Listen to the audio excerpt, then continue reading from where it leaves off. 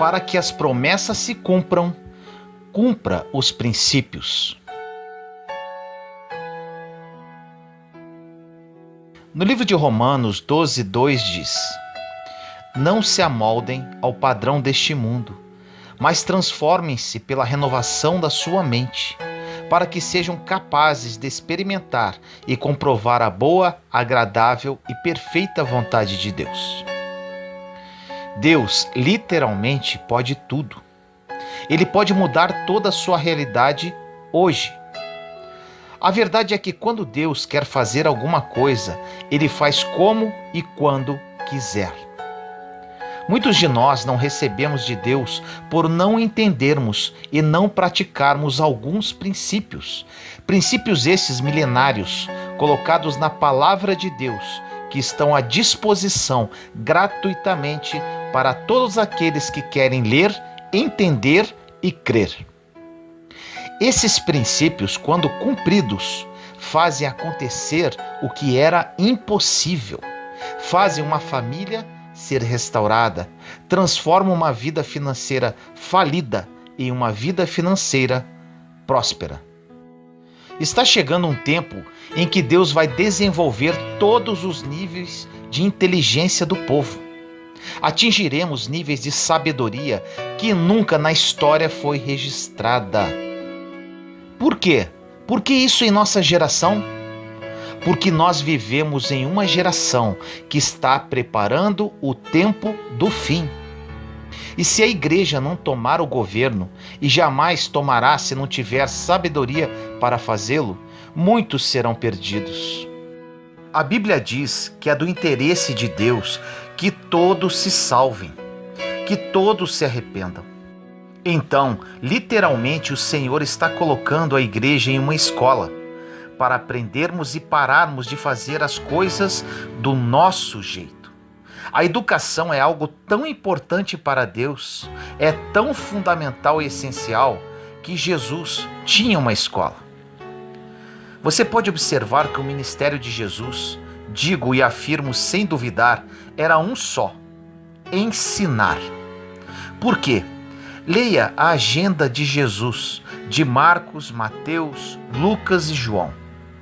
Você vai observar que quando ele se movia de um local para o outro, era para ensinar.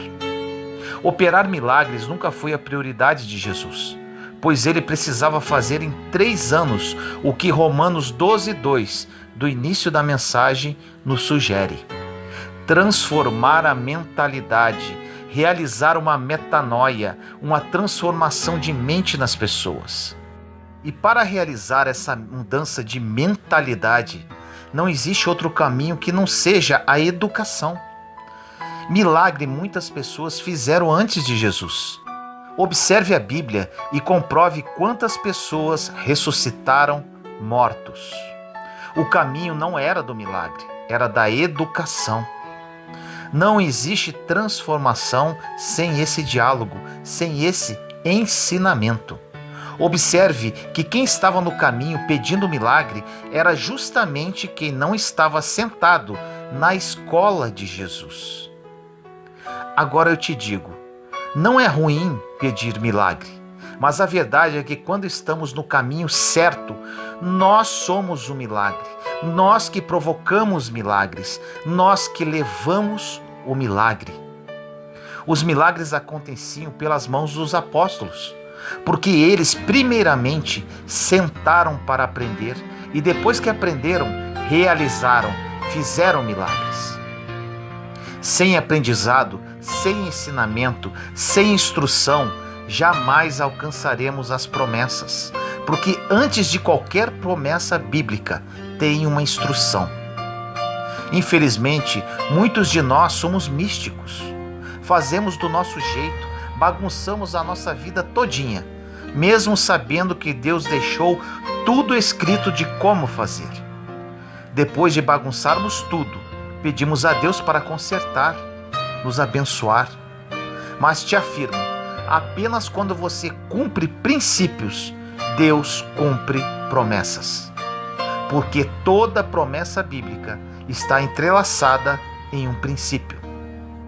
Hoje vamos falar sobre um dentre vários princípios bíblicos existentes na Palavra de Deus, que se encontra no livro de Provérbios, capítulo 13, versículo 3, que diz: o que guarda a sua boca conserva a sua alma. Você pode estar falando agora, Vinícius, outra mensagem sobre o poder das palavras, sobre a língua. Meu irmão e minha irmã, daria para escrever diversos livros sobre o assunto. E no meu caso, foi um divisor de águas quando aprendi esse princípio. Apenas continue a ouvir. Agora voltemos ao versículo. O que guarda a sua boca, conserva a sua alma. E o que é alma? Se você não ler questionando, se não ler estudando e entendendo, não aprenderá as preciosidades do Evangelho.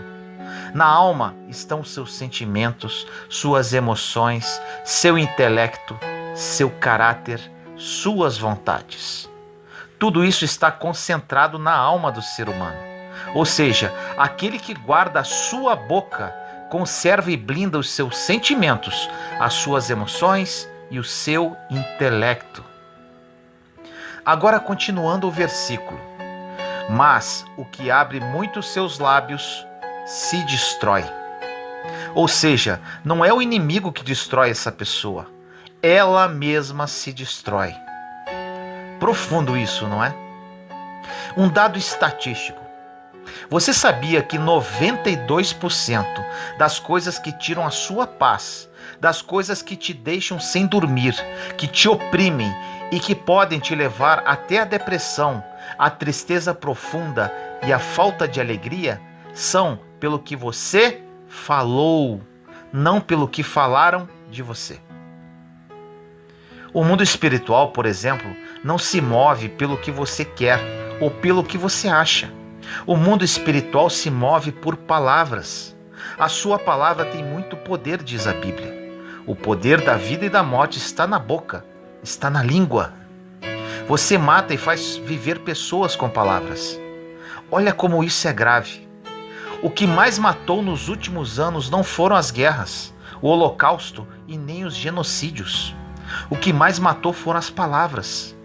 Filhos não falam com seus pais e os pais não falam com seus filhos por causa de palavras. Ovelhas saíram das igrejas e os pastores abandonaram suas ovelhas por causa de palavras. Casais se separaram e assim dividiram toda uma geração que estava por vir por causa de palavras. Nada mata mais do mundo do que as palavras. Para você mudar completamente a sua vida, você precisa alinhar o que fala com aquilo que Deus está desenhando para o seu futuro. Não é o que você quer, nem aquilo que você acha, é aquilo que você declara. A Bíblia diz que quando o arcanjo Miguel contendia com o diabo e disputava a respeito do corpo de Moisés, ele não ousou pronunciar juízo de maldição contra ele, mas disse: que o Senhor te repreenda.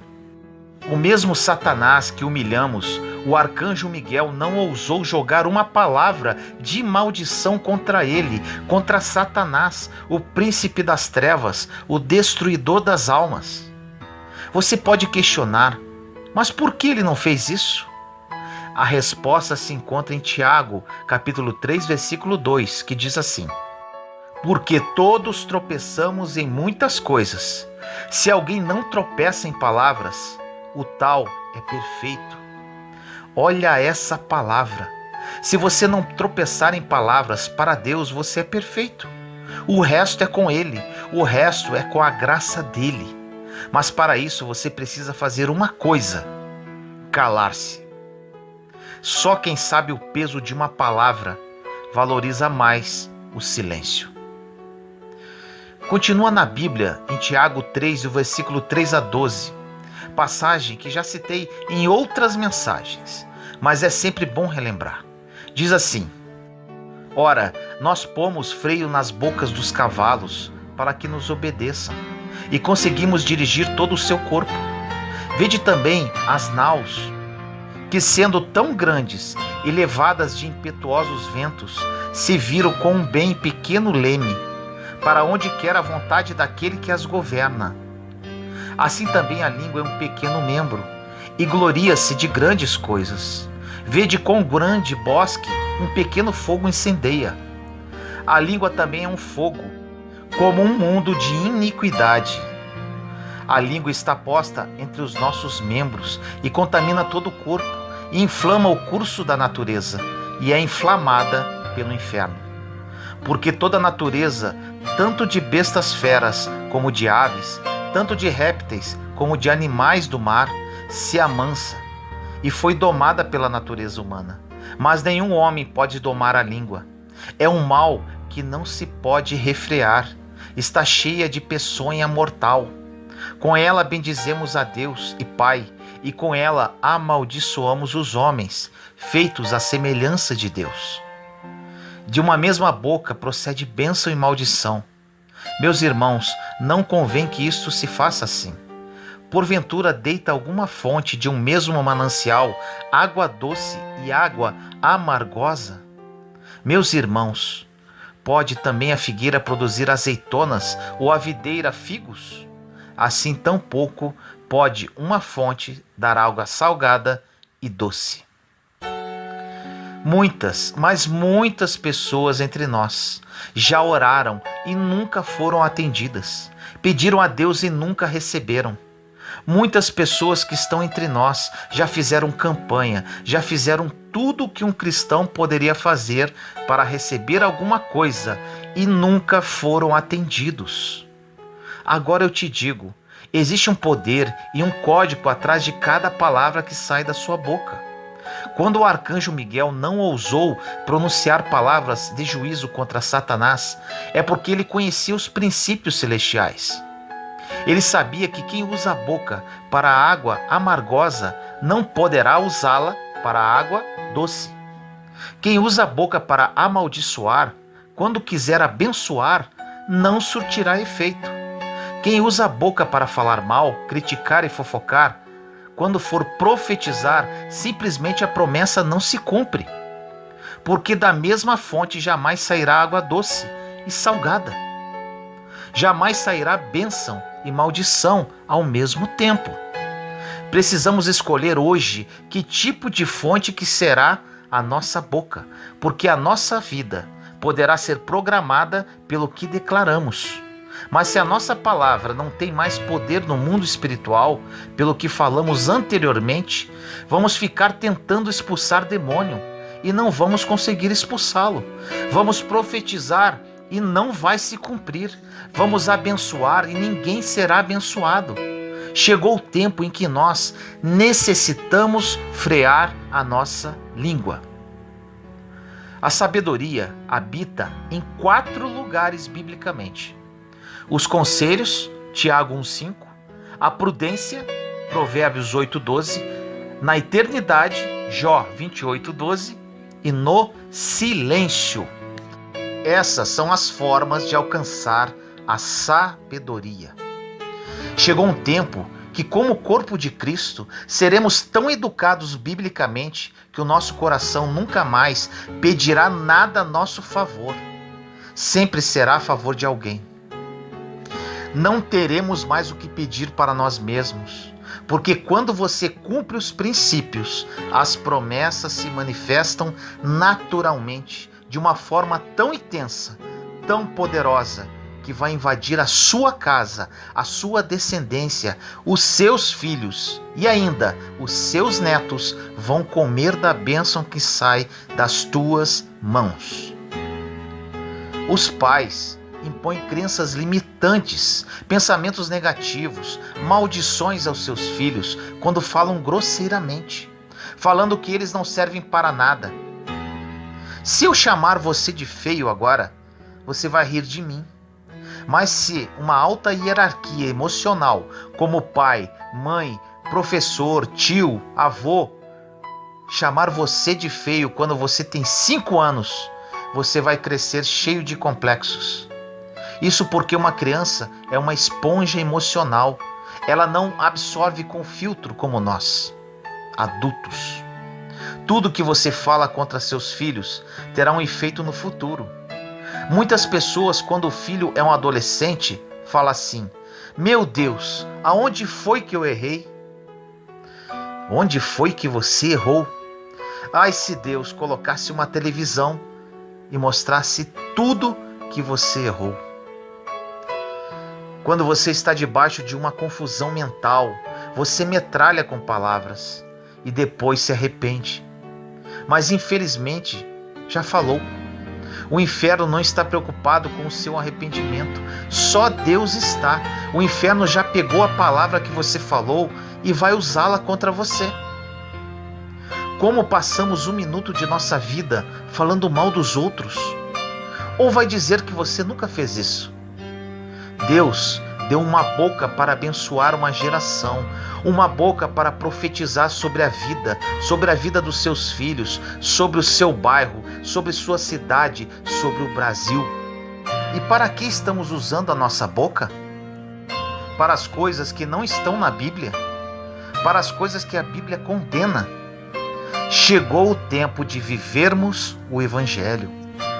O rei Saul foi um péssimo rei, mas Davi não abriu a boca para amaldiçoá-lo.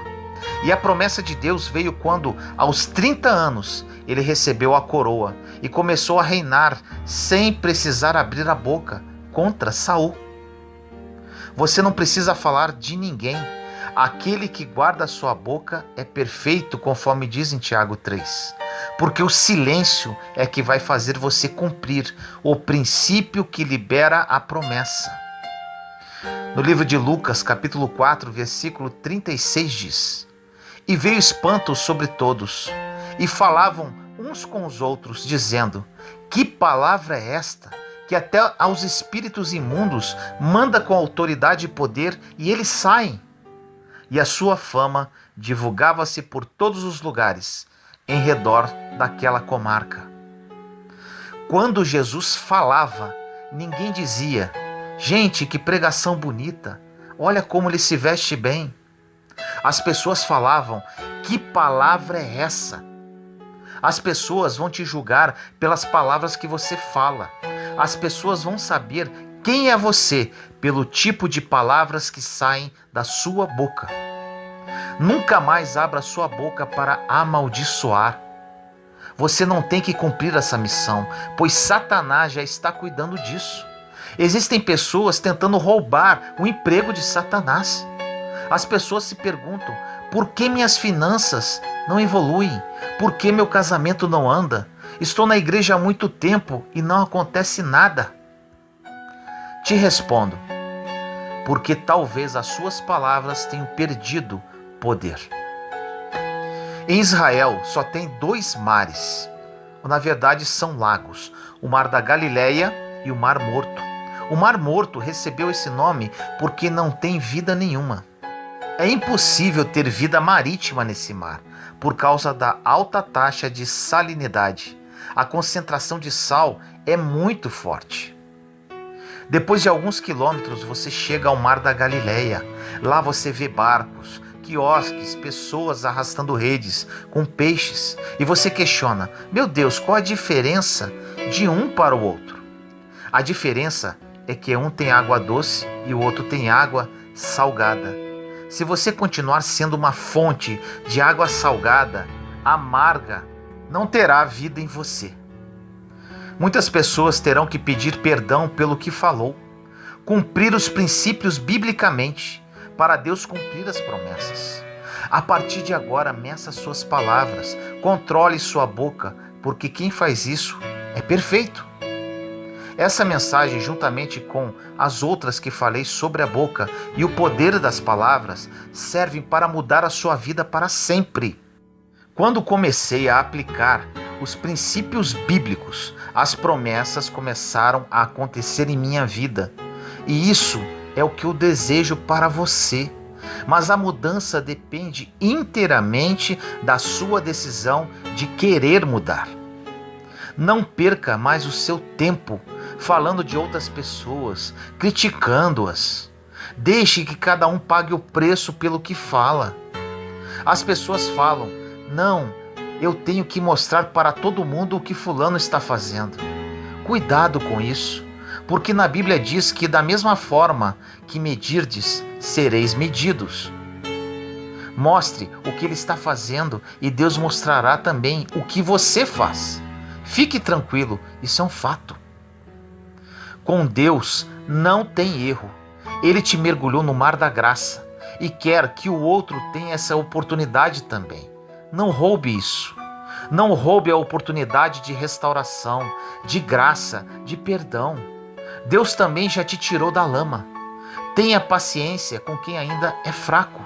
Como o apóstolo Paulo disse: vós que sois fortes, suportei aqueles que são fracos. Suporta a pessoa que está ao seu lado, aquela que é depressiva, a pessoa difícil, a pessoa implicante. As pessoas não podem mais passar pela sua vida e continuarem sendo as mesmas. Elas eram assim até te conhecerem, até conhecerem o Cristo que mora em você. Ore comigo assim: Senhor amado e misericordioso, nos colocamos em sua santa presença no dia de hoje, eu, meus irmãos e irmãs em Cristo. Pai, mais uma vez oramos a Ti, falando sobre o poder das palavras e sobre a língua. Esse é um princípio imutável da Sua palavra. Trouxe mais uma mensagem sobre esse assunto, pois sofri muito com relação a isso. As palavras que saíram da minha boca me trouxeram muitos problemas e chateações. Depois que aprendi esse princípio e apliquei em minha vida, tudo mudou e comecei a receber promessas muito melhores do que imaginava. Que meus irmãos e irmãs entendam isso e apliquem esse princípio para receberem as suas promessas. Que a partir de hoje haja uma verdadeira mudança na vida de todos eles e que vivam o seu plano, que é mais do que bom, mais do que perfeito, mais do que agradável. Te amamos, Senhor. Assim nós oramos em nome do nosso Senhor Jesus Cristo. Amém. Descansar em Deus.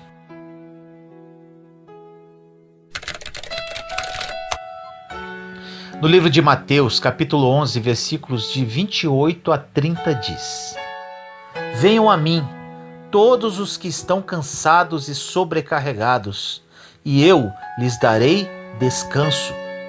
Tomem sobre vocês o meu jugo e aprendam de mim, pois sou manso e humilde de coração, e vocês encontrarão descanso para suas almas, pois o meu jugo é suave e o meu fardo é leve. Acalmar-se e alegrar-se. Essa escritura é muito confortadora. O Senhor dá refrigério à nossa alma. Nesta passagem, o próprio Jesus nos convida para nos dar refrigério, mas não refrigério para nosso corpo, e sim para nossas almas. Podemos descansar fisicamente, porém nossa mente e nossa alma poderá continuar se movendo. O corpo descansa, mas internamente continuamos acelerados. Jesus diz para você e para mim hoje: se você estiver perturbado, venha a mim. Se você está cheio de problemas a resolver, venha a mim. Se você não sabe o que fazer, venha a mim. Se você está passando por qualquer fardo em sua vida, venha a mim. Se buscarmos ao Senhor, encontraremos refrigério e alívio. Podemos dizer que, na verdade, a nossa alma precisa de umas férias. Podemos tirar férias do nosso corpo e ainda assim não estaremos de férias de nossas almas. Temos duas vidas, uma interna e outra externa. E com toda certeza, a nossa vida interior é extremamente mais importante para Deus do que a nossa vida exterior. Infelizmente, a grande maioria das pessoas preocupam-se muito mais com as exterioridades. Nossa mente e nossas emoções precisam de férias. Precisamos mudar a forma de encarar a vida. Podemos nos tornar cansados interiormente devido ao turbilhão de pensamentos, diversas decisões a tomar e muitas conversas internas. Precisamos aprender a fazer uma coisa de cada vez. Normalmente, no período noturno, estamos mais cansados mentalmente devido à correria do dia. E apesar da oportunidade de descansar os nossos corpos, a nossa mente não para. Preocupação e medo nos desgastam por dentro. Excessiva preocupação sobre o que as outras pessoas pensam sobre nós irá nos desgastar. A insegurança também nos desgastará. Por vezes poderemos até ficar doentes, pois não desligamos internamente. Se você se enquadrou no que eu te falei até agora, você precisa tomar uma decisão. A decisão de mudar. Você precisa buscar a paz interior e não irá consegui-la se não fizer isso de propósito. Temos um inimigo de nossa alma que rouba a nossa paz constantemente. Essa é uma das finalidades dele, perturbar o tempo todo. Quando Jesus estava em Betânia, na casa de Marta e Maria, ele falou para Marta que ela estava muito perturbada, enquanto Maria sentou-se à sua frente e quis descansar na sua presença. Todos nós temos um pouco de Marta e Maria dentro de nós. As coisas pelas quais nos preocupamos não resolvem nossos problemas. As pessoas não vão mudar através do nosso esforço. O mundo não mudará com as nossas preocupações. Nós é que precisamos mudar a nossa postura e atitudes. Se não mudarmos através de uma decisão, permaneceremos imaturos na fé e cada vez mais cansados da alma. Agora, como se comporta uma pessoa espiritualmente madura? Uma pessoa madura na fé mantém uma postura calma, até mesmo nos momentos mais difíceis. São pessoas que não agem emocionalmente, nem por sentimentos. Agem, na verdade, pela fé. A palavra emoção quer dizer levantar-se e sair. Temos que parar de agir emocionalmente. Precisamos parar de seguir os instintos de uma forma descontrolada. Como seres humanos, possuímos diversas emoções, temos sentimentos. O que precisamos fazer é controlar esses impulsos emocionais, e isso somente conseguiremos com a ajuda do Espírito Santo. Nem tudo em nossa vida acontece como realmente gostaríamos, e nessas ocasiões ficaremos chateados. Isso é normal de acontecer com qualquer pessoa, até mesmo com aquelas de muita fé. O que não podemos é embarcar nesse sentimento de chateação. Infelizmente, a maioria das pessoas ficam facilmente chateadas. Às vezes começa com um pequeno desapontamento, que quanto mais falamos a respeito, mais ficamos incomodados, virando uma chateação com algo muito pequeno que não faria a menor diferença em nossa vida. No Salmo 94, versículos 12 e 13 diz: Como é feliz o homem a quem disciplinas, Senhor, aquele a quem ensinas a tua lei. Tranquilo enfrentará os dias maus, enquanto que para os ímpios uma cova se abrirá. Quando somos ensinados pelo Senhor, Ele nos disciplina para que tenhamos paz quando algo ruim acontece.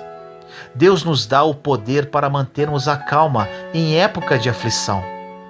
Quando somos devidamente disciplinados pelo Senhor, as circunstâncias imprevistas não incomodarão, pois saberemos lidar com qualquer situação, por pior que possa parecer. Não podemos permitir que as coisas do mundo incomodem a nossa vida.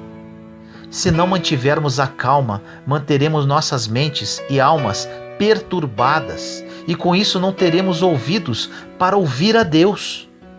Se não mantermos a calma, não poderemos ouvir de Deus. Se não mantermos a calma, não poderemos operar com sabedoria. Quando estamos perturbados, tomamos decisões tolas que comprometerão ainda mais a nossa vida, ocasionando mais problemas. Quando estamos vivendo em um período de chateação, esse será o pior momento para tomar qualquer tipo de decisão.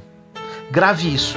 Nunca tome uma decisão quando estiver chateado, pois essa decisão será tomada no calor das emoções. E como sempre falo, vivemos pela fé e não pelas emoções e sentimentos. Se vivermos pelas emoções, será derrota atrás de derrota. Vivi assim por muito tempo. Jesus é nosso grande exemplo. Ele não se conformou com o mundo e andou no Espírito.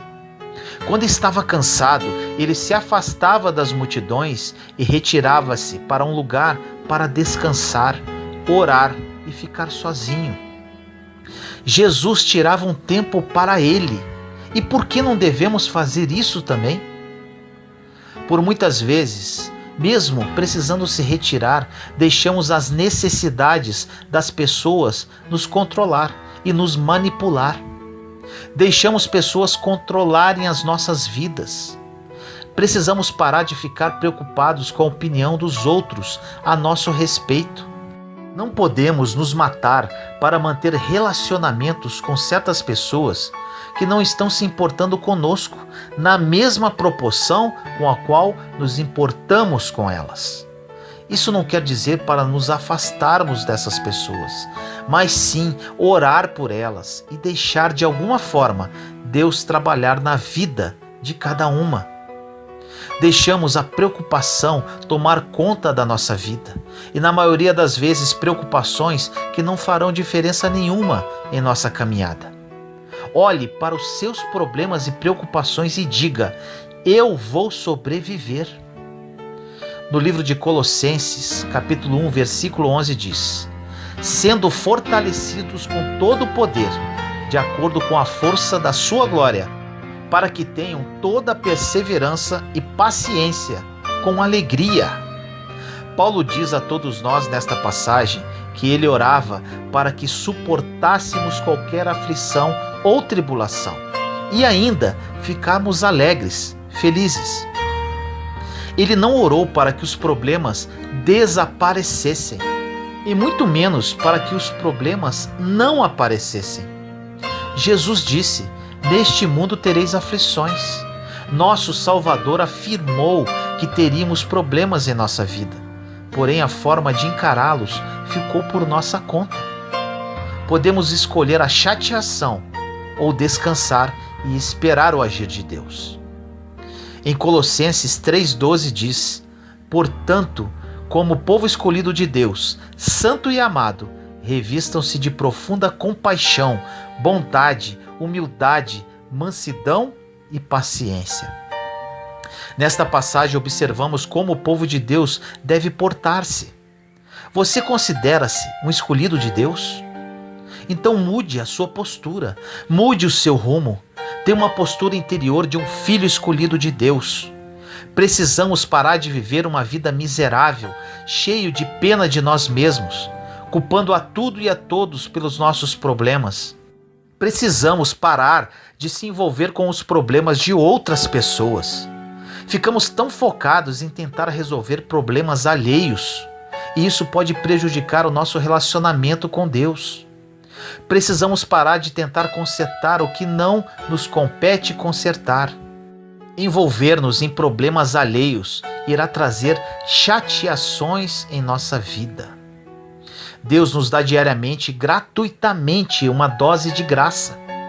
Ele não nos dará a graça que pertence a outra pessoa. Viver o hoje com respeito ao amanhã roubará o nosso hoje.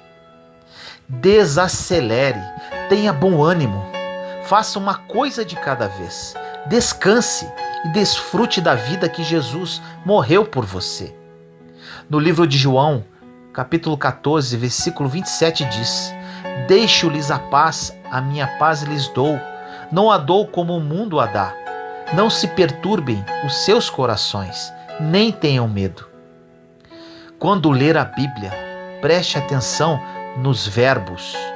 Nesta passagem fica claro que a paz de Jesus já é nossa. Ele já nos deu, porém cabe a nós buscá-la. Essa paz não cai do céu como pozinho mágico. Precisamos buscá-la, persegui-la. Para viver essa paz em nossa vida, precisamos mudar os nossos objetivos. Chega de aborrecimento, de raiva, de preocupação, de chateação. Lembre-se desta frase para sempre. Não são as circunstâncias que nos chateiam, mas nós que nos chateamos pelas circunstâncias. Repito, não são as circunstâncias que nos chateiam, mas nós que nos chateamos pelas circunstâncias. Descanse em Deus e siga em frente. Senhor amado, entro em sua santa presença neste momento, Pai. Estamos aqui, seus filhos e filhas em oração, buscando a sua face. Muitos de nós, Senhor, estamos cansados da mente e da alma. Por mais que tentemos descansar fisicamente, nossa voz interior não para. Chega, Pai. Não queremos viver assim, pois sabemos que precisamos entregar as nossas preocupações no seu altar. Descansar e viver a vida que Jesus morreu por cada um de nós. Perdoe-nos, Pai, pela nossa ingratidão. Jesus derramou o seu precioso sangue no madeiro e estamos aqui atordoados, reclamando e cheios de ansiedade. Ajude-nos, Senhor, pela ação do seu Espírito Santo, a acalmar nossos corações aflitos e oprimidos. Somente a sua misericórdia e graça que poderá nos sustentar. Hoje, Pai, estamos dispostos a mudar a nossa atitude e comportar-nos como verdadeiros cristãos. Assim nós oramos em nome do nosso Senhor Jesus Cristo. Amém. É como se você estivesse ligado a uma fonte de energia. Se desligar, você morre. Estar na presença de Deus precisa se transformar no seu principal hábito, para que Ele verdadeiramente esteja em primeiro lugar na sua vida. No livro de Mateus 6,33 diz: busquem, pois, em primeiro lugar o reino de Deus e a sua justiça, e todas essas coisas lhes serão acrescentadas. Por muitas vezes, ao invés de buscarmos o reino em primeiro lugar, buscamos os benefícios do reino. E simplesmente é impossível obter os benefícios do reino se não temos o reino. Buscamos a Deus primeiramente e, consequentemente, as coisas nos procuram. É bem assim que acontece. No livro de Salmos 37,4 diz: deleite-se no Senhor e Ele atenderá os desejos do seu coração. No Salmo 91,1 diz: aquele que habita no esconderijo do Altíssimo descansa à sombra do Todo-Poderoso. Habitar é morar, residir, ficar, permanecer, estar presente. No Salmo 31,20 diz: no abrigo da tua presença os escondes das intrigas dos homens. Na tua habitação os proteges das línguas acusadoras. Essas são algumas dentre diversas passagens que nos mostram o quanto é maravilhoso viver em comunhão e intimidade com Deus. Quando encontramos abrigo nele, nada neste mundo poderá nos atingir. Nada de mal terá um real efeito sobre a nossa vida. Meu deserto e real encontro com Deus começou no final do mês de julho de 2017. Muitas pessoas me perguntam como que em tão pouco tempo, ou seja, em pouco mais de 2 anos, Deus transformou minha vida de uma forma sobrenatural e intensa. Confesso que ainda tenho muito a caminhar, mas respondo para essas pessoas que minha vida mudou devido à intimidade que criei com o Senhor. Como eu desenvolvi esta intimidade, você ouviu no transcorrer desta mensagem. Agora, muito importante, Deus quer relacionar-se intimamente com todos os seus filhos. Porém, quem escolhe o grau de intimidade somos nós, através da nossa busca, da nossa entrega, das nossas renúncias. Deus não tem filhos preferidos, Ele ama a todos por igual. Podemos exemplificar os 12 apóstolos. Dos 12, 3 eram mais íntimos de Jesus: Pedro, João e Tiago. E dos 3, João era o mais íntimo de Jesus. Por quê? Porque João se aproximou mais de Jesus, relacionou-se mais com ele. Outro exemplo encontramos em Lucas capítulo 10, versículos de 38 a 42, que diz: Caminhando Jesus e os seus discípulos chegaram a um povoado, onde certa mulher chamada Marta o recebeu em sua casa. Maria, sua irmã, ficou sentada aos pés do Senhor, ouvindo-lhe a palavra. Marta, porém, estava ocupada com muito serviço. E, aproximando-se dele, perguntou: Senhor, não te importas que minha irmã tenha me deixado sozinha com o serviço? Dize-lhe que me ajude. Respondeu o Senhor: Marta, Marta, você está preocupada e inquieta com muitas coisas. Todavia, apenas uma é necessária. Maria escolheu a boa parte, e esta não lhe será tirada. Marta estava preocupada com muitas coisas e Maria escolheu a única coisa que importava. Há tempo para o trabalho e há tempo para adorar. Porém, precisamos estipular prioridades e equilíbrio e nunca se esquecer que o tempo para Deus é primordial para a nossa sobrevivência. Quanto mais perto você chegar de Deus, mais intimidade criará e mais gratificante será a sua vida. Senhor amado e misericordioso, nos colocamos em Sua santa presença neste momento. Peço a Ti, Pai, que através desta mensagem, meus irmãos e irmãs em Cristo criem a consciência que para uma real mudança de vida precisam criar intimidade contigo. Na minha vida foi assim. Quanto mais me aproximei de Ti, mais graça recebi, mais minha vida foi transformada. Que eles usem as chaves para um real relacionamento contigo, a verdade e o tempo. Que hoje seja um divisor de águas na vida de cada um deles e a sua vontade prevaleça. Toque corações, Senhor, transforme vidas. Que a vida de cada um deles nunca mais seja a mesma e que seu nome seja glorificado. Assim nós oramos em nome do nosso Senhor Jesus Cristo. Amém.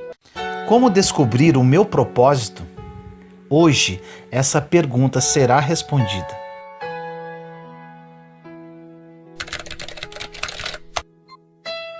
No livro de João, capítulo 15, versículos de 1 a 2 diz: Eu sou a videira verdadeira e meu pai é o agricultor. Todo o ramo que estando em mim não dá fruto, ele corta, e tudo que dá fruto, ele poda, para que dê mais fruto ainda. Deus tem um plano para cada um de nós. Deus criou cada um de nós com um objetivo. Você tem uma missão que desde a época que você nasceu, você carrega contigo, mesmo que você ainda não saiba. E as confusões da vida, emocionais, mentais, sentimentais e espirituais, acontecem quando você não está devidamente alinhado com este propósito, com esta missão que Deus tem para você.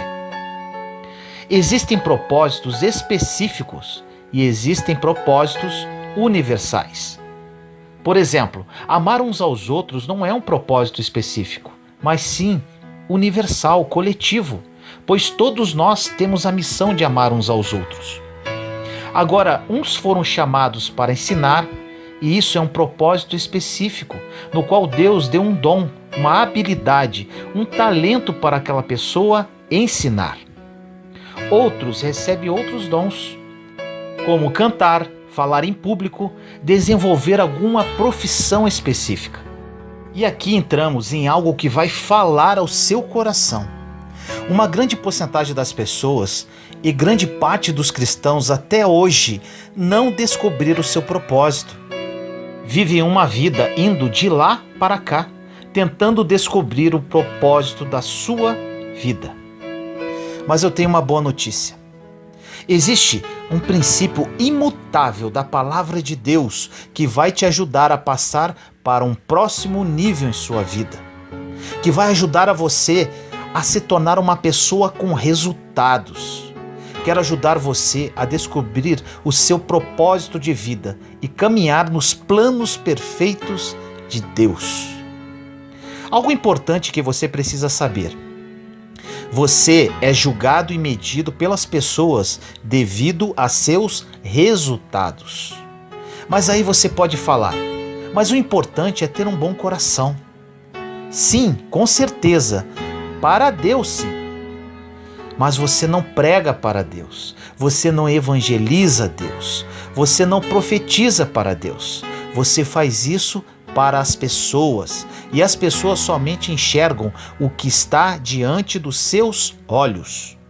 Por isso, você precisa ser uma pessoa de resultados na vida, não para impressionar a Deus, até porque Deus não se impressiona com nada do que você possa ter ou fazer, mas para impressionar as pessoas através da palavra que sai da sua boca, através do seu testemunho de vida, através dos frutos e resultados que são evidentes devido à ação de Deus em você.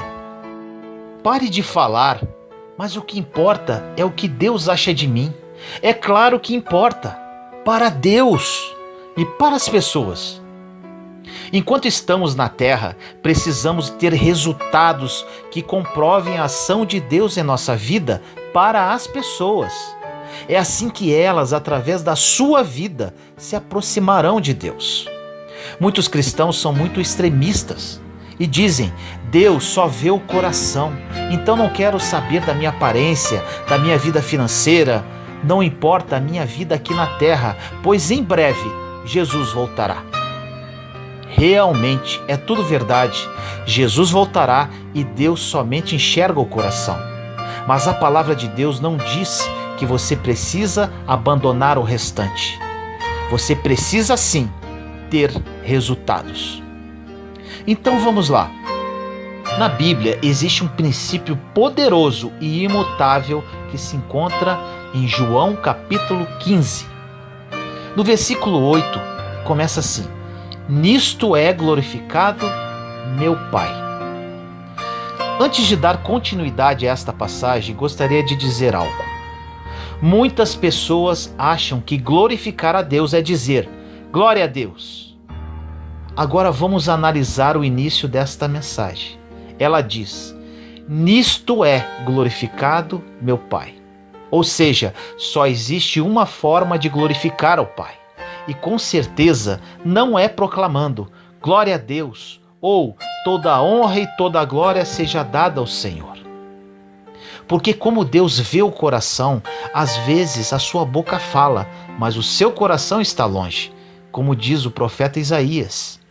As palavras desta passagem são do próprio Jesus. Ele próprio nos ensina esse princípio imutável. Continuemos no versículo. Nisto é glorificado meu Pai, que deis muito fruto. Ou seja, segundo a Bíblia, você somente glorifica a Deus dando muito fruto. São palavras de Jesus.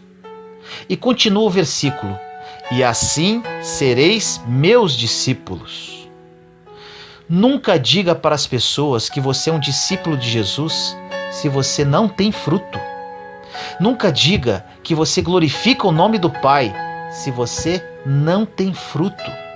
A passagem resumidamente diz: existe Deus Pai e Deus Filho. Você glorifica o Pai quando você dá fruto e assim é chamado de discípulo de Jesus. Muitas pessoas glorificam a Deus dizendo: toda a honra e toda a glória ao Senhor. Agora eu vou te falar algo muito forte. As suas palavras não dizem nada se você não tem frutos para respaldá-las. E como posso dar fruto? Que fruto é esse? Você pode perguntar. Vamos agora ao versículo 1 e 2 citados no início da mensagem. Diz assim: Eu sou a videira verdadeira e meu pai é o agricultor. Todo ramo que estando em mim não dá fruto, ele corta, e todo que dá fruto, ele poda, para que dê mais fruto ainda. Nós somos os ramos conectados à videira. Quando não damos fruto, o pai corta. Mas quando damos frutos, somos podados da mesma forma, para dar mais frutos. Por isso, nunca podemos reclamar das podas de Deus, porque qualquer poda que venha de Deus é para te fazer crescer. Logo, os problemas da vida, as situações difíceis, não vieram para destruir, mas sim para limpar, podar, porque o crescimento vai continuar. No versículo 3 diz: Vocês já estão limpos pela palavra que lhes tenho falado. Te pergunto, qual é a tesoura que poda? Como diz o versículo, a palavra. Quanto mais você se expõe à palavra, mais limpo você fica. Quanto mais você se expõe à palavra, mais fé você tem, porque a fé vem pelo ouvir, e ouvir a palavra de Deus. Bem, está muito boa esta mensagem. Mas e daí? Você pode perguntar, qual o segredo da frutificação? O segredo da frutificação está apenas em uma palavra, e a partir de agora ela será repetida várias vezes nos versículos seguintes. No versículo 4 diz: Permaneçam em mim, e eu permanecerei em vocês. Nenhum ramo pode dar fruto por si mesmo, se não permanecer na videira. Vocês também não podem dar fruto se não permanecerem em mim. Os ramos que somos nós não podemos dar fruto se não permanecermos conectados à videira, em Jesus. Se desconectarmos da videira, morremos, pois é a videira que alimenta os ramos. Nos versículos 5 e 6 diz: Eu sou a videira, vocês são os ramos. Se alguém permanecer em mim e eu nele, esse dá muito fruto, pois sem mim vocês não podem fazer coisa alguma. Se alguém não permanecer em mim, será como o ramo que é jogado fora e seca. Tais ramos são apanhados, lançados ao fogo e queimados. Este versículo diz algo muito interessante. Em outras versões diz que os ramos são apanhados, lançados ao fogo e queimados pelos homens e não por Deus. Ou seja, se você não quiser estar conectado à videira, você cai e começa a secar, porque não está mais sendo alimentado. Quem te joga no fogo depois disso é o homem. O grande segredo para você glorificar ao Pai e ser discípulo de Cristo Jesus é frutificar. E para isso você precisa apenas estar conectado à videira, permanecer. Permanecer significa ficar, persistir, insistir, manter-se, continuar, não desistir. Quem alimenta o ramo é a videira, Jesus Cristo. E quem cuida da videira é o agricultor, Deus Pai. Em tudo isso você precisa fazer apenas uma coisa: permanecer. Independente das tuas lutas, dos teus problemas, se você foi traído, está sendo humilhado, está desempregado, está doente, está com problemas familiares graves. Eu não sei o que você está vivendo hoje na sua vida, mas por pior que seja a situação, eu te digo hoje, com toda a minha fé, apenas permaneça, fique, persista, mantenha-se, continue e nunca desista. Acredite. Agora olha esse versículo. Versículo 7 diz: Se vocês permanecerem em mim e as minhas palavras permanecerem em vocês, pedirão o que quiserem e lhes será concedido. Aqui existe algo incrível. Aí você pode perguntar: quer dizer então que eu posso pedir o que quiser? Sim, se você permanecer conectado a Jesus e as palavras dele permanecerem em você. Mas eu te garanto uma coisa: esse tudo que você pode pedir, se você estiver devidamente conectado à videira e permanecer na palavra, nunca serão coisas fúteis e para o seu deleite. Serão coisas apenas para glorificar o nome dele, para ajudar outras pessoas. Isso é maravilhoso. Quando a palavra está em você, você quer abençoar todo mundo, você quer salvar o mundo, você quer fazer o reino crescer, você quer abençoar a sua igreja. Você não quer nada para você.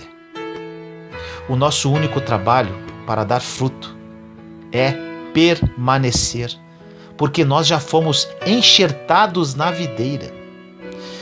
Não fomos nós que escolhemos Jesus, mas foi Ele que nos escolheu. Não tivemos nem o trabalho de escolher, porque Deus já sabia o que era melhor para nós.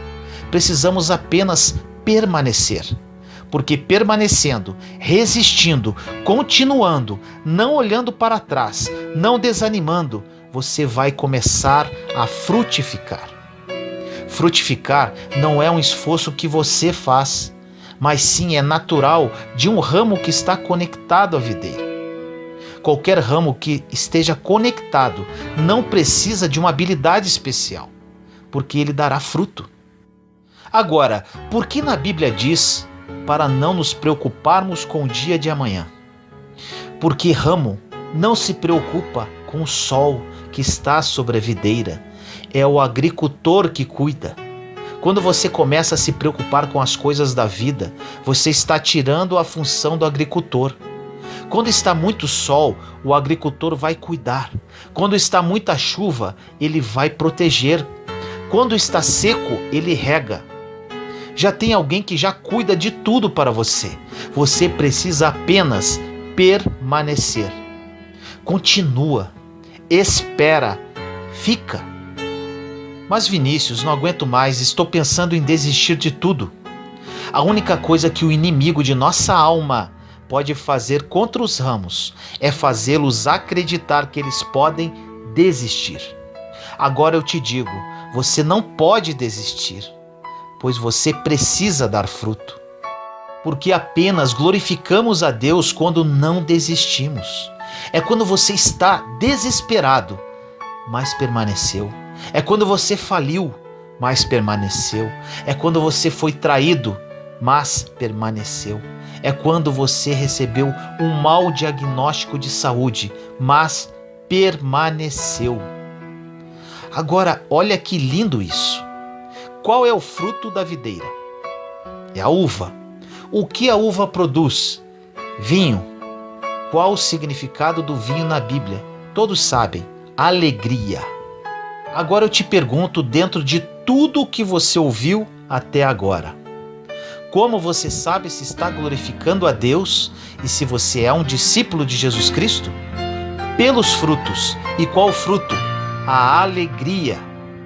Se você passou pela vida de alguém e deixou essa pessoa triste, você não pode ser um discípulo de Cristo Jesus. Se você passou pela vida do seu vizinho e ficou brigando por causa de uma vaga de estacionamento, por exemplo, você não está glorificando ao Pai. O fruto de servir a Deus é a alegria. O fruto da videira é a alegria. Se por onde você passar não deixar as pessoas mais felizes, mais leves, mais alegres, você não está dando fruto. Não está glorificando ao Pai.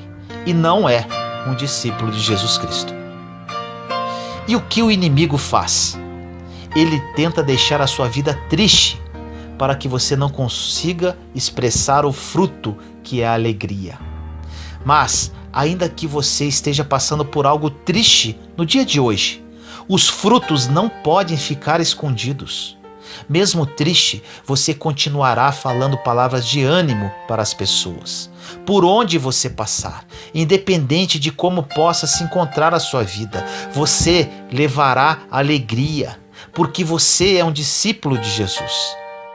Não sei o que fizeram com a sua vida, como você está hoje, mas independente disso, você pode se controlar em relação a isso e agir da forma contrária, levando alegria para a vida das outras pessoas. Você pode controlar se dará um bom ou um péssimo fruto. Deus te conduziu até esta mensagem para você descobrir qual o seu propósito específico e o propósito universal. Um dos propósitos universais já citamos: amar uns aos outros. O outro, dar frutos através da alegria. Todas as pessoas, sem exceção, que querem glorificar a Deus com a sua vida, precisam dar frutos. Creio que você esteja incluso nisso. Você deseja glorificar a Deus, ser reconhecido como discípulo de Jesus Cristo. E para isso, repito, você precisa dar frutos. E para dar frutos, você precisa apenas permanecer, porque o restante Deus já está fazendo por você. Ou você acha que pode superar essa situação terrível sozinho? Ou você acha que possui sabedoria suficiente para vencer essa crise financeira? Você acha que não tem o agricultor te podando, regando, adubando, cobrindo você nos dias de sol, protegendo das chuvas? Você acha que conseguirá sozinho? Porque na Bíblia diz: sem mim nada podereis fazer. Você hoje precisa tomar uma decisão. Ou você será lembrado como uma pessoa murmuradora, que reclama de tudo, que perturba a vida dos outros, que onde chega as pessoas saem, pois o ambiente fica pesado e tenso. Ou será lembrado como uma pessoa que, ao chegar, as pessoas olham e falam entre si: a alegria chegou. Enfim, chegou alguém que glorifica o Pai, que é discípulo de Jesus Cristo. Mas Vinícius, e o meu propósito específico? Se você ainda não sabe qual é o seu propósito de vida, apenas permaneça conectado à videira. Se você está devidamente conectado a Jesus, já estará dando os frutos universais, ou seja, amando o próximo, levando alegria por onde passa, entre outros. Te afirmo, é apenas uma questão de tempo para o Senhor revelar ao seu coração qual o seu propósito de vida. Vai por mim e creia na palavra, apenas permaneça. Se você está alegre apenas quando tudo está correndo bem em sua vida, qual a diferença que você tem para os publicanos ou pecadores? A Bíblia diz que se você ama apenas quem ama você, que recompensa você terá? Se você cumprimenta apenas quem cumprimenta você, que recompensa tereis? Deus chama hoje uma geração frutífera, que produz, que dá fruto, uma geração que tem resultado em todas as áreas da vida, porque quem permanecer conectado na videira, é impossível não frutificar. As pessoas vão olhar para você por causa dos seus resultados, dos frutos. As pessoas vão convidar você para alguma coisa por causa dos frutos. As pessoas serão seus amigos ou seus inimigos por causa dos frutos. Porque o mesmo fruto que atrai amigos provoca inimigos. Quando você começa a abençoar muitos, causará inveja em muitas pessoas. Deus chamou você para dar frutos, porque é assim que glorificamos ao Pai.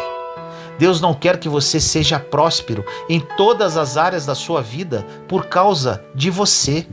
Deus quer que você seja bem-sucedido em todas as áreas para glorificar o nome dEle, para que você seja discípulo de Jesus Cristo. O homem vê o que está diante dos seus olhos, os resultados.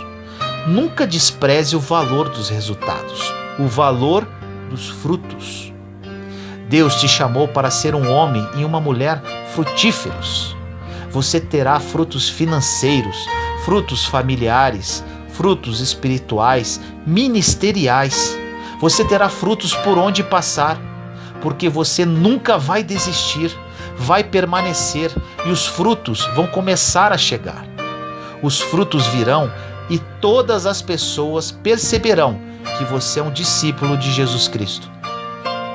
todas as pessoas saberão que você glorifica o nome de Deus, e não porque você diz glória a Deus, mas por causa dos seus frutos, dos seus resultados. Ninguém mais passará pela sua vida a partir de hoje sem sentir alegria, sem sentir paz. Não existe dia triste para quem frutificou na alegria. Existem dias pesados, dias que nos destroem.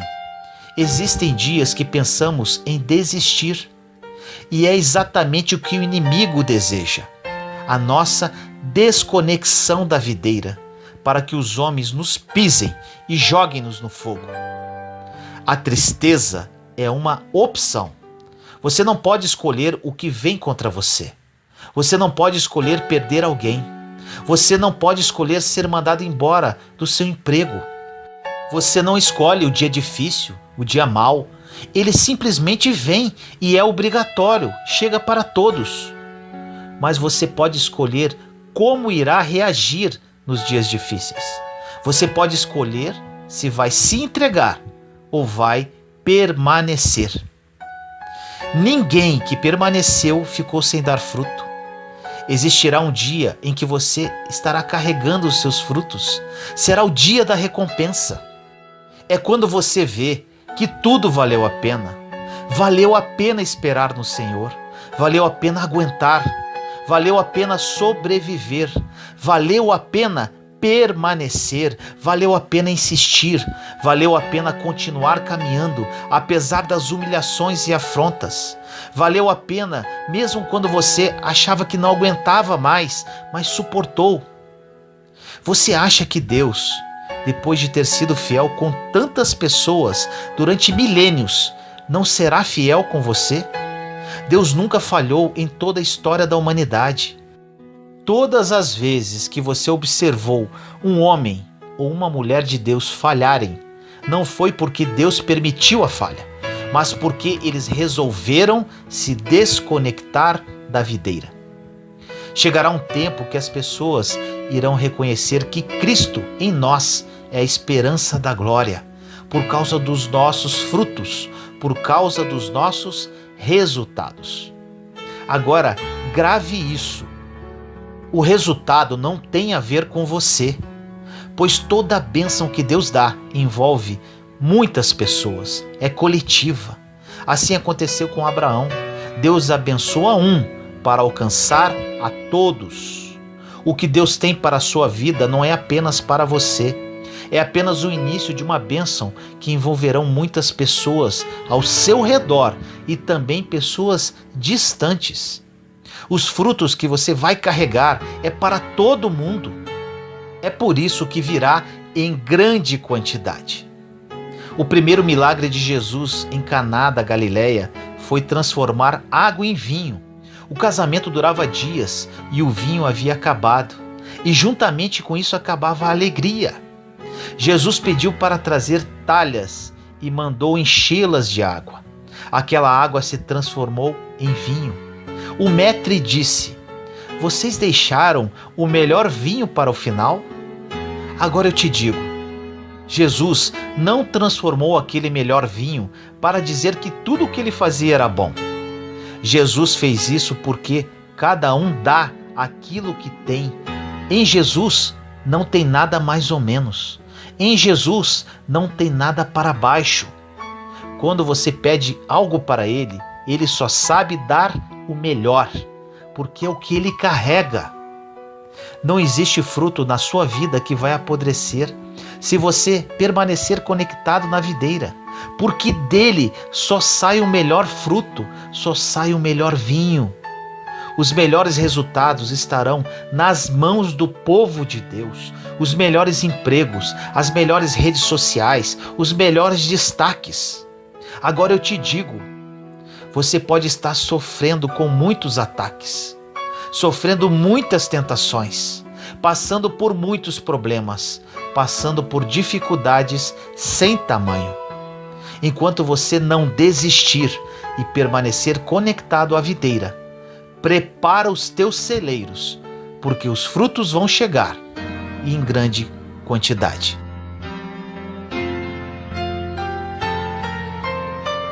Senhor amado e misericordioso, venho a Ti neste momento orar por todas as pessoas que estão ouvindo esta mensagem. Pai, muitos deles perguntam a Ti constantemente qual o propósito que o Senhor tem para a vida de cada um. Durante muito tempo fiz essa pergunta para Ti. Entendi que para saber o meu propósito precisava apenas permanecer conectado a Jesus, a videira verdadeira. Que hoje, Senhor, todas essas pessoas entendam isso. Que essa palavra entre como uma espada de 2 gumes no mais profundo do coração delas. E que a partir de hoje elas apenas permaneçam e desenvolvam o fruto da alegria. Que no tempo oportuno que a Ti pertence, elas saibam qual o verdadeiro propósito específico para as suas vidas. Assim eu oro, em nome do nosso Senhor Jesus Cristo. Amém. O poder das palavras. Tudo o que você precisa saber sobre as palavras que saem da sua boca.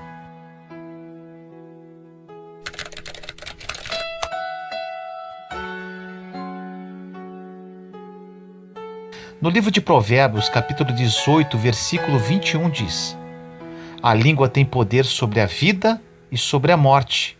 Os que gostam de usá-la comerão do seu fruto. As palavras são cheias de poder. Elas podem curar ou podem ferir.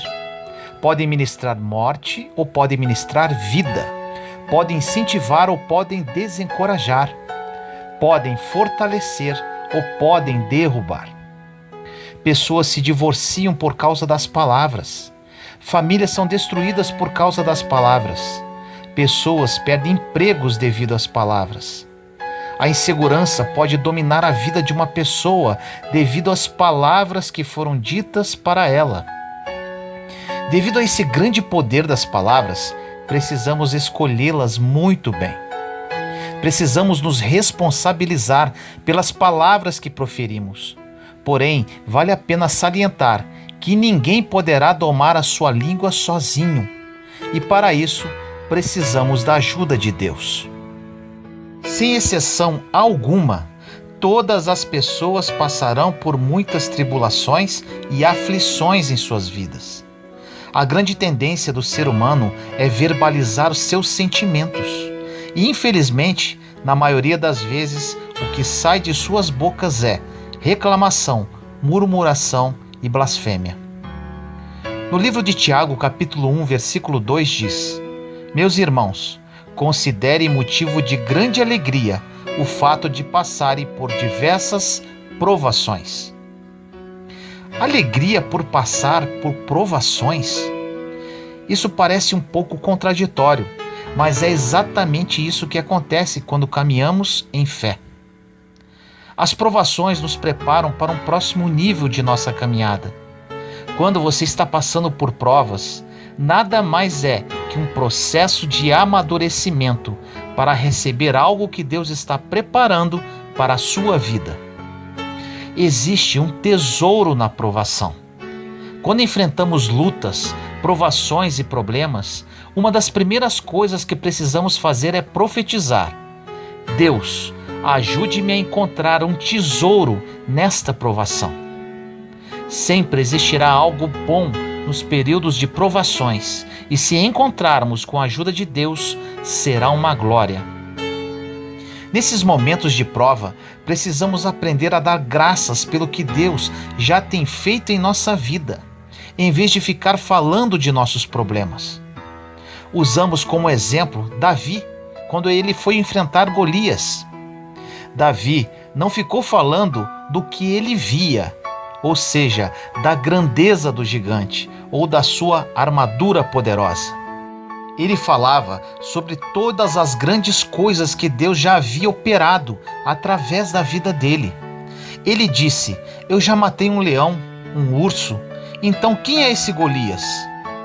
Lembrar das coisas que Deus já fez em nosso passado é uma grande forma de nos fortalecermos para encararmos nossos gigantes do presente. Você pode hoje estar enfrentando situações terríveis, E o inimigo está tentando te convencer que não poderá suportar esse problema. Agora, se você refletir profundamente, concluirá que tiveram situações no seu passado que você venceu e continuou caminhando. E ainda, em sua palavra, Deus nos diz que não enfrentaremos problemas maiores do que podemos suportar, pois cada situação Ele proverá uma saída. Em 1 Coríntios, capítulo 10, versículo 13 diz: Não sobreveio a vocês tentação que não fosse comum aos homens. E Deus é fiel. Ele não permitirá que vocês sejam tentados além do que podem suportar. Mas, quando forem tentados, Ele lhes providenciará um escape para que o possam suportar. Nunca diga, não tem saída, isso é demais para mim. O que você proclama através da sua boca poderá lhe trazer mais fraqueza dia após dia. Aprenda a acreditar no que a palavra de Deus diz. E ao invés de proclamar derrota, proclame a palavra. Diga, conforme diz em Filipenses 4,13, tudo posso naquele que me fortalece. O Senhor nunca irá nos abandonar. Podemos passar por qualquer deserto com Jesus. Precisamos aprender a usar as palavras como aliadas e não como inimigas. Na grande maioria das vezes, falamos mais do que o inimigo está fazendo do que Deus está operando em nossa vida. Não precisamos falar de medo, mas precisamos falar de fé. As palavras são poderosas. Suas palavras podem liberar anjos para ajudá-lo, ou suas palavras poderão liberar o medo, trazendo ainda mais problemas para a sua vida. Precisamos liberar a nossa fé, e isso é feito pelas palavras que saem da nossa boca e da oração. Não podemos falar de fé e logo em seguida falar de medo. Uma palavra anula a outra. Podemos até falar do problema que estamos vivendo, porém não devemos falar dele sem que haja um propósito. Se você precisa falar com alguém sobre algum problema que está vivendo, fale, mas te aconselho, não é nada sadio para a sua vida ficar falando de seus problemas por 24 horas. O que você precisa se atentar é com relação à forma que está falando de seus problemas. Quando falar do seu problema com outra pessoa, logo após terminar de falar dele, profetize que não se curvará a ele e que Deus está no controle de tudo. Peça a Deus sabedoria com relação ao que deve dizer e ao que não deve dizer. Peça a Deus sabedoria sempre, todos os dias. No livro de Tiago, capítulo 1, versículos de 5 a 8 diz: Se alguém de vocês tem falta de sabedoria, peça a Deus, que a todos dá livremente, de boa vontade, e lhe será concedida.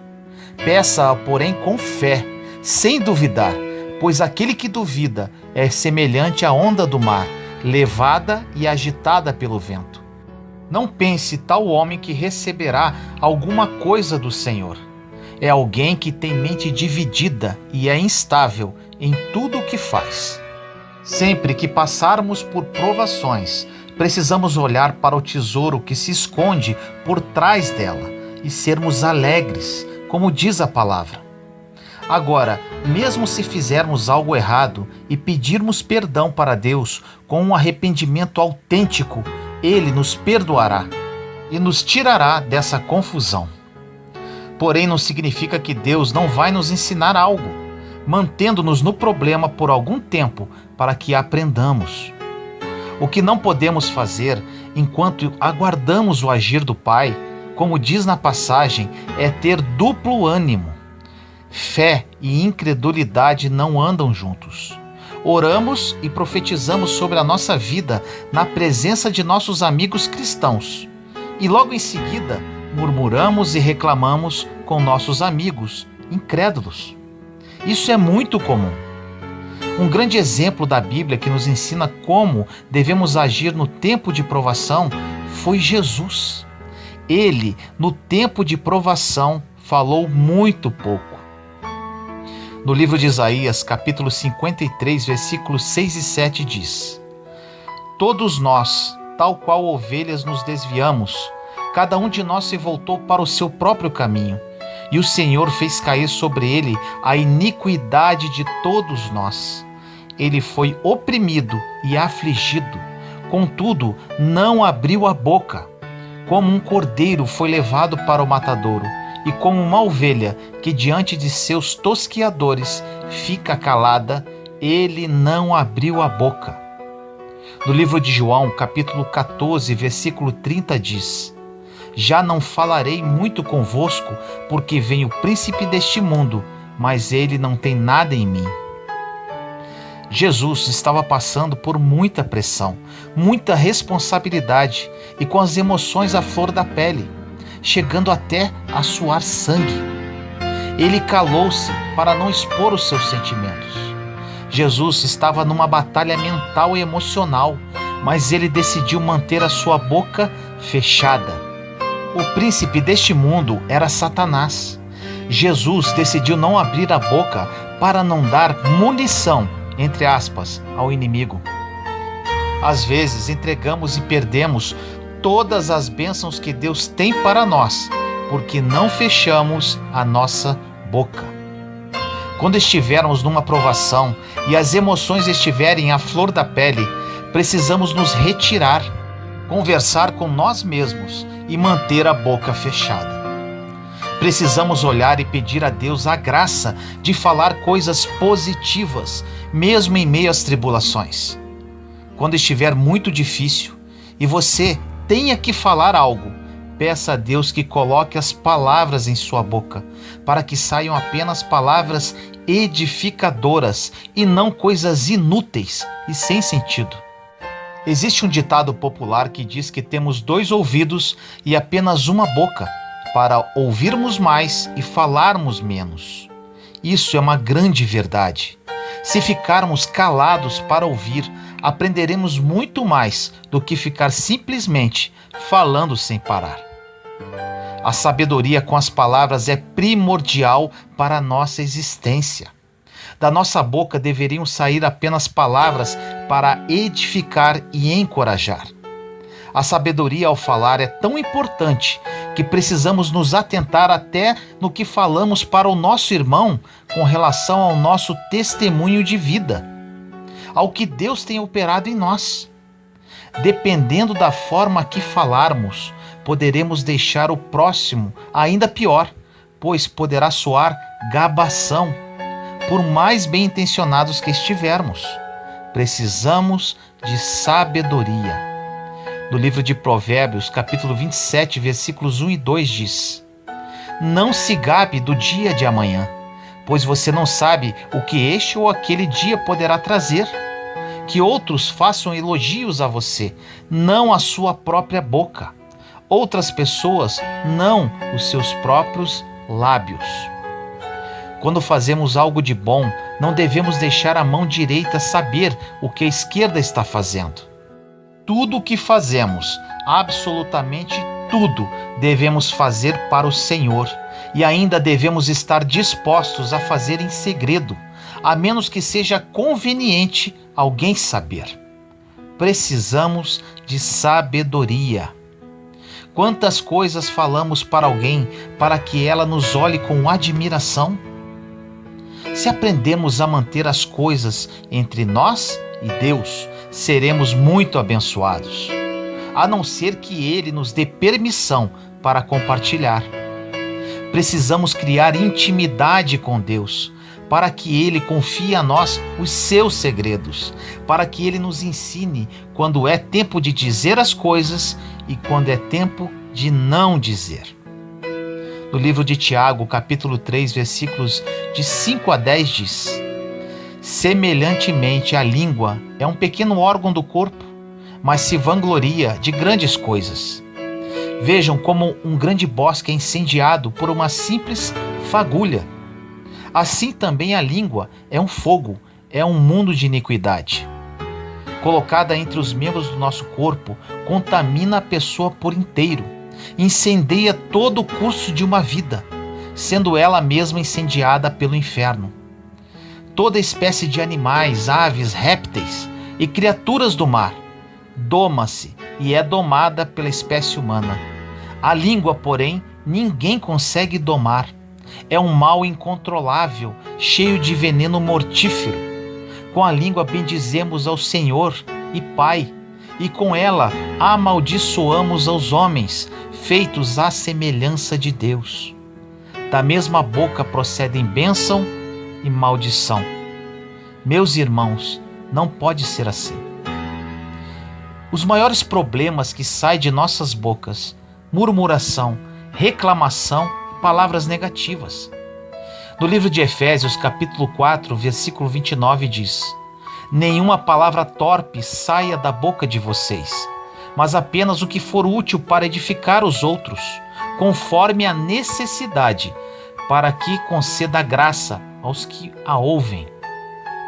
Se falarmos palavras positivas, de fé, elas edificam. Se falarmos de medo e negatividade, isso irá nos derrubar e causará um efeito negativo sobre os outros. Em Provérbios 18:21 diz: a língua tem poder sobre a vida e sobre a morte. Os que gostam de usá-la comerão do seu fruto. Em Êxodo 17:3 diz: mas o povo estava sedento e reclamou a Moisés: por que você nos tirou do Egito? Foi para matar de sede a nós, aos nossos filhos e aos nossos rebanhos?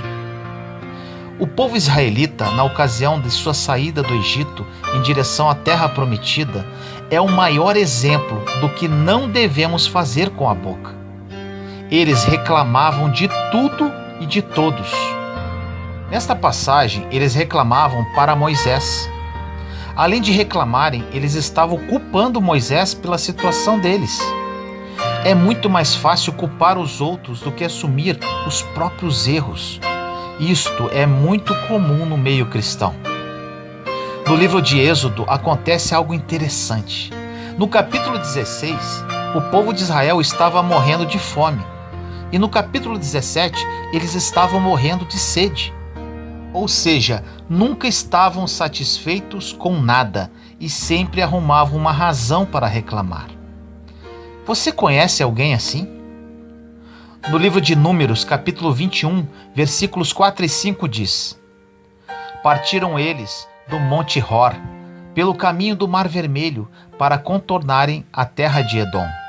Mas o povo ficou impaciente no caminho e falou contra Deus e contra Moisés, dizendo: por que vocês nos tiraram do Egito para morrermos no deserto? Não há pão, não há água, e nós detestamos esta comida miserável. Percebemos que o povo israelita não precisava de milagres, mas sim de maturidade espiritual. É isso que acontece com muitos de nós na caminhada da fé. Se Deus não der um milagre e não tivermos maturidade espiritual, quando tivermos outro problema, teremos que ter outro milagre, e assim por diante. Agora, se tivermos maturidade, seremos sempre os mesmos, não importando as circunstâncias. E este é o objetivo de Deus em nossas vidas, pois Ele não quer bebês, mas sim pessoas maduras na fé. Se tivermos um coração ranzinza, não há milagre que baste. Vamos acabar reclamando até do milagre que recebemos. No livro de Números, capítulo 21, versículo 6 diz: então o Senhor enviou serpentes venenosas que morderam o povo e muitos morreram. Esse é o resultado que o povo israelita recebeu. Ou seja, murmurar, reclamar, resmungar, não apreciar os milagres de Deus, encontrar falhas nos outros, igual porta aberta para as serpentes, igual mordeduras, igual morte. Em Números 21:7 diz: o povo foi a Moisés e disse: pecamos quando falamos contra o Senhor e contra você. Ore pedindo ao Senhor que tire as serpentes no meio de nós. E Moisés orou pelo povo. Precisaram aproximadamente 23 mil pessoas morrerem para o povo criar consciência do que estavam fazendo. Esta foi a consequência da sua reclamação. Deus não quer fiéis que murmurem e reclamem. Fiéis a Deus não fofocam, nem julgam, nem criticam. As palavras que saem de nossa boca têm o poder para impactar as nossas vidas, bem como das pessoas ao nosso redor. Em Provérbios 12:18 diz: o falador fere com golpes de espada, a língua dos sábios, porém, cura. Em Mateus 12:33 diz: considerem, uma árvore boa dá bom fruto, uma árvore ruim dá fruto ruim, pois uma árvore é conhecida por seu fruto. Nesta passagem de Mateus, podemos observar uma conexão coração versus boca. O que estiver em nosso coração em abundância vai sair pela nossa boca. Se tivermos meditando muito com relação a alguma coisa, vai sair pela nossa boca. No livro de Mateus, capítulo 12, versículos 34 a 37 diz: raça de víboras, como podem vocês, que são maus, dizer coisas boas? Pois a boca fala do que está cheio o coração. O homem bom do seu bom tesouro tira coisas boas, e o homem mau do seu mau tesouro tira coisas más. Mas eu lhes digo que, no dia do juízo, os homens haverão de dar conta de toda a palavra inútil que tiverem falado. Pois por suas palavras você será absolvido, e por suas palavras será condenado. É isso que acontece quando abrimos a nossa boca. Algo vai sair de lá, bom ou ruim, e dependendo do que seja, ficará difícil e complicado de consertar. Precisamos de sabedoria. Existem muitas conversações ociosas que servem apenas para preencher espaço. Dizemos muitas coisas estúpidas que não fazem bem a ninguém. E normalmente isso acontece quando estamos passando pelas provas, que servem, na verdade, para nosso amadurecimento. Agora, questões importantes para você nunca mais esquecer. Se puder, anote e cole num lugar bem visível na sua casa, como lembrete. Primeiro, pare de murmurar e reclamar. Segundo, sua boca existe por uma razão: glorificar a Deus e edificar os homens. 3.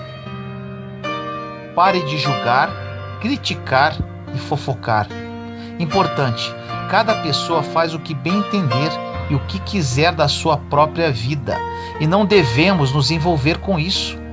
Deus fala, não é da sua conta o que as pessoas estão fazendo. É diante de mim que elas vão cair e ficar no dia do julgamento. E você não deve se preocupar. Isso não é da sua conta. 4. Ouça mais e fale menos. Você tem 2 ouvidos e apenas uma boca. 5. Peça sabedoria a Deus com relação às palavras que saem da sua boca.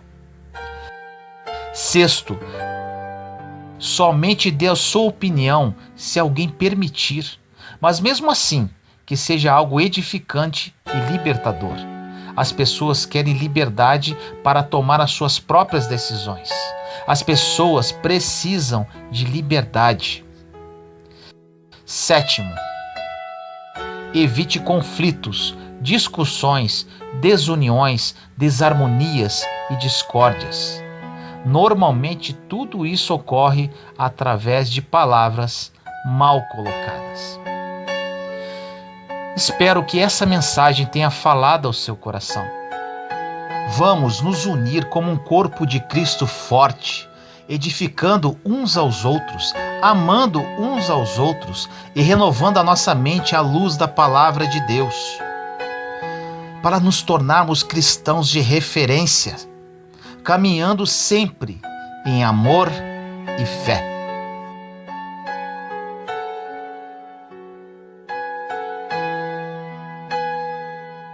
Senhor amado e misericordioso, Venho orar por todos os meus irmãos e irmãs em Cristo nesse dia. Tive muitos problemas em minha vida devido à minha língua. Sofri muito para me libertar deste mal, Senhor, para que as palavras que saíssem da minha boca fossem apenas palavras vindas diretamente de Ti. Existem muitos de seus filhos hoje, Pai, que sofrem desse mal. Dê sabedoria a todos eles, Senhor, e que hoje seja um recomeço na vida de cada um com relação às palavras pronunciadas. Que essa mensagem fale aos corações e que o corpo de Cristo seja coeso e forte, caminhando sempre em união, fé e amor. Assim eu oro em nome do nosso Senhor Jesus Cristo. Amém. Juntos somos fortes. Compartilhe esta mensagem para que mais pessoas sejam edificadas. Inscreva-se no canal e acione o sininho para ser notificado de novos vídeos. Te amo em Cristo Jesus.